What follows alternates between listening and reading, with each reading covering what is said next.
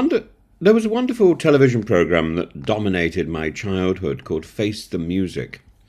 And in the middle of the show, which was a sort of quiz game where people had to identify which composer had written which piece of music and various other little details, and it was sometimes great fun.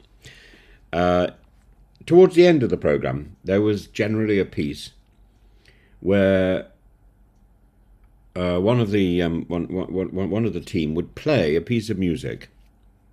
Let's say let's say a popular song in the style of Beethoven or Brahms or something, or Mozart, and it was always charming, and I was in awe. The problem is, it's quite easy to identify when a piece of music is stolen. It's much harder to it's easy to identify a tune or to identify chords, but it's much harder to identify style. So, for example, chords.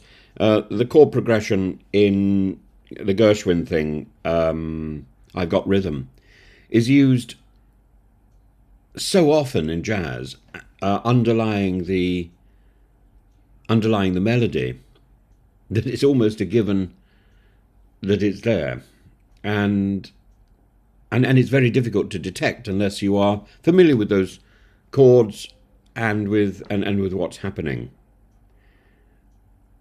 And I think the same sort of thing is likely to occur with AI, but in a much more widespread way. We may not immediately identify the chord sequences, but they will be there. And does that mean that they've been stolen? Does that mean there's a copyright issue? Well, it may. And this is the issue that Sir Paul McCartney and other prominent artists have spotlit. The AI models thrive on vast data sets, often trained on music and art that creators have neither consented to share nor have been compensated for their use. Take Google Music LM and OpenAI's Jukebox as examples, technologies that can generate music eerily reminiscent of your favourite artists. While innovative, these tools risk infringing on copyright and exploiting the very essence of the creative labour itself. AI can mimic an artist's unique style, producing work so familiar, so similar, that disputes over originality and ownership become inevitable. The same thing is true of the plastic arts. Same thing is true of drawing and painting, or will be in a few years' time when AI has mastered the ability to paint or draw hands. But the collaborative platforms like Endless Blur, like endless with three S's, that blurs the line between human and machine creativity.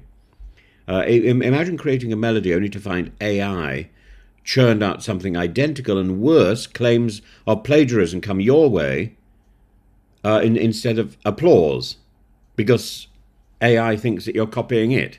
AI-generated music saturates the market with inexpensive alternatives, undercutting the livelihoods of composers and performers. And tools like Amper Music, which create royalty-free tracks, are a boon for businesses, but they're a bane for professional artists who rely on commission-based income. And the rise of AI-generated deep-fake music compounds these issues. Technologies like Adobe Voco and Vocaloid can replicate an artist's voice or style, creating tracks that seem authentic but aren't. Beyond theft, this raises reputational risk, as Sir Paul McCartney has noted, warning that AI could steal not only material but an artist's identity. AI has its use. How do you identify whether a painting, for example, is by a great master? Whether the painting genuinely has all the signs of being by the original master or by the studio. AI can help with that.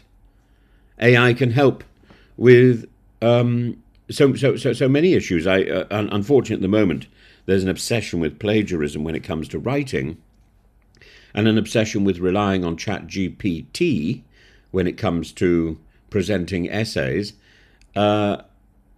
there's even stuff to try and identify whether or not essays have been written with AI tools, but essentially, you have a sense of when the work has been generated by a machine, even if that machine has been trained in some way in the writer's voice.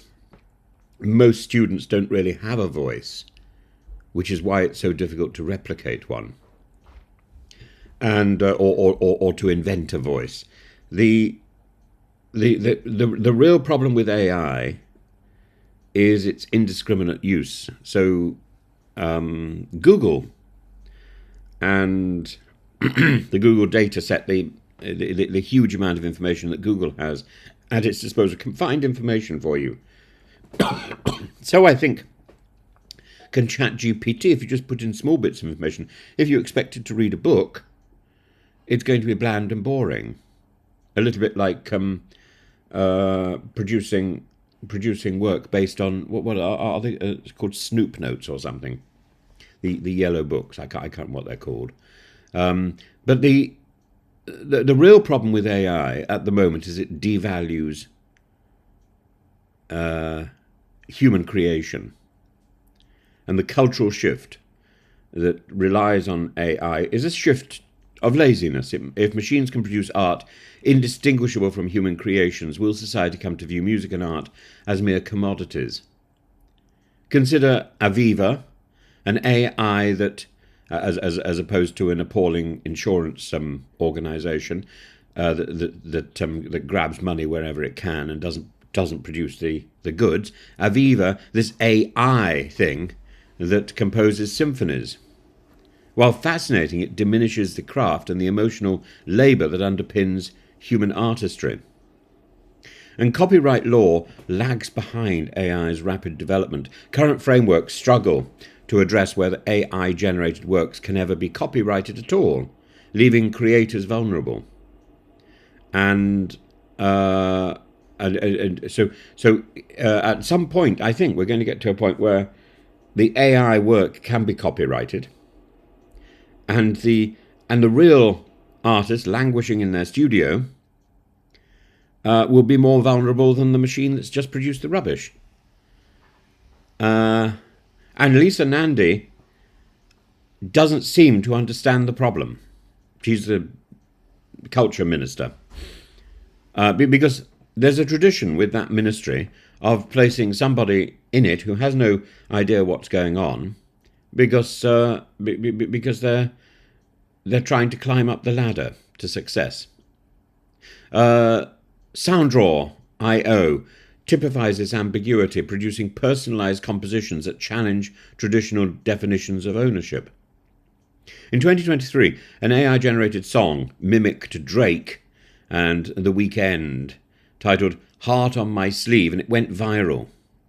It highlighted with the ease with which AI can bypass traditional licensing and ownership norms, and despite its success, it underscored the growing threat to artists' rights and revenue streams. And the UK government, eager to position Britain as a global AI leader, launched a consultation on AI and copyright law late in 2024, and Lisa Nandy stated the aim was to balance growth in AI with fair compensation for creators.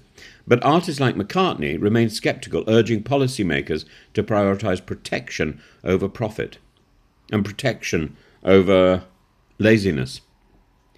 McCartney, alongside artists like Billie Eilish and Pearl Jam, has signed an open letter condemning irresponsible AI practices, and their message is clear. Creators must retain control over how their works are used, or risk a chilling effect on creativity itself.